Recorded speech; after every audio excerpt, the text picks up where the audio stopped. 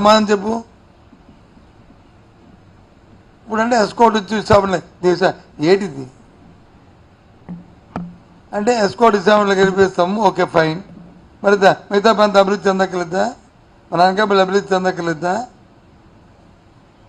ఇది ఒకటే మా ఉద్దేశం. ఈ 34 ప్రాంతాలు ఏది ఎక్కడున్నప్పటికి కూడా అభివృద్ధి చెందాలనేది, సమగ్ర అభివృద్ధి చెందాలనేది మా తాలూకా పార్టీ ధ్యేయం, మా నాయకత్వం తాలూకా ఆలోచన. ఇది ఎవరు జాగిరిదారు కాదే. నువ్వేదో అనుకుంటున్నావు ఏంటని నీ జాగిరిదారని. పోయినాయండి ఈరోజు. సమయం పాటిస్తూ కొద్ది ఒళ్ళు అంటే అబద్ధం చేసుకుని నా మాట్లాడేది ఒళ్ళు దగ్గర పెట్టుకుని మాట్లాడితే బాగుంటుంది.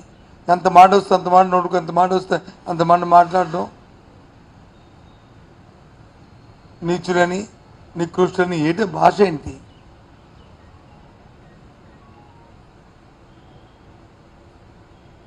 ఆడికిని పొడిపొచ్చి ఆడికిని పొడిపొచ్చి ఇడికిని పొడిపొచ్చి దొడ్డిదారిని వచ్చి నువ్వు ప్రజలు సంపాదించుకొని నువ్వు వచ్చి మాట్లాడతారుగా.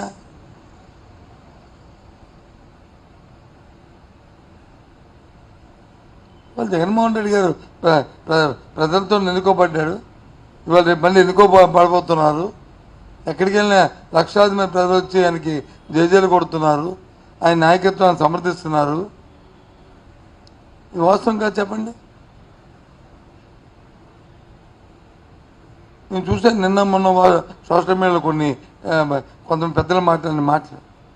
జగన్మోహన్ రెడ్డి గారు ఈ రాష్ట్రాన్ని ముఖ్యమంత్రి ఆయన కోసం కాదు, లేకపోతే సత్యబాబు గారి కోసమో లేకపోతే ఇంకొకరి కోసమో కాదు. ఈ రాష్ట్రంలో ఉన్న పేద ప్రజల తాలూకా మధ్యతరగతి కుటుంబం తాలూకా కుటుంబాలు అభివృద్ధి చెందాలంటే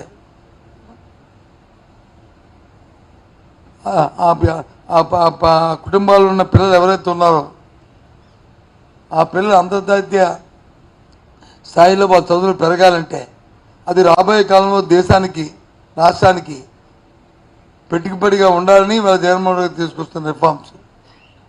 అవి వీడియోలో చెప్పారు పెద్దలు, చాలా పెద్దలు. వాళ్ళ జగన్మోహన్ రెడ్డి గారు కానీ ముఖ్యమంత్రి అవ్వకపోతే ఏదైతే విద్యలోనూ వైద్యంలోనూ తీసుకొచ్చిన రిఫార్మ్స్ ఏమున్నాయో అవి ఆగిపోయే ప్రమాదం ఉంది. అవి ఆగిపోతే ఈ రాష్ట్రంలో ఉన్న సామాన్యుడికి మధ్యతరగతి వారికి చాలా ప్రమాదకర పరిస్థితుల్లో పడిపోతారు, చదువులకు దూరం అవుతారు, ఉత్తమమైన విద్యకి దూరం అవుతారు అని చెప్పారు. ఇది వాస్తవం కాదా?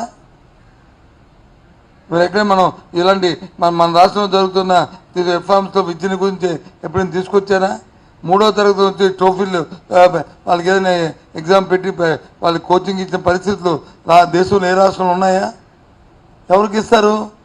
ఏ ఫారెన్లో చదువుకోవడానికి వెళ్తున్న కుర్రవాళ్ళకి ముందుగా దాని మీద శిక్షణ ఎందుకంటే ఫ్లూయెంట్గా ఇంగ్లీష్ మాట్లాడాలని, స్పీకింగ్ ఇంగ్లీషు ట్యాంగింగ్ రావాలని అవన్నీ నేర్చుకుంటారు.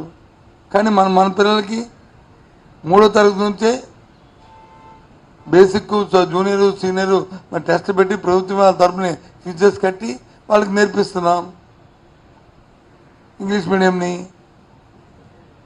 సిబిఎస్ సిలబస్ వచ్చి సుమారు రాష్ట్రంలో అన్నీ కలిపితే ఇంతవరకు 100 స్కూల్స్ లేవు, హై స్కూల్స్ 100.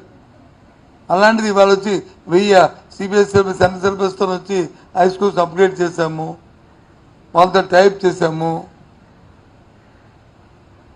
కొత్తగా అవేర్నెస్ తీసుకొచ్చాము.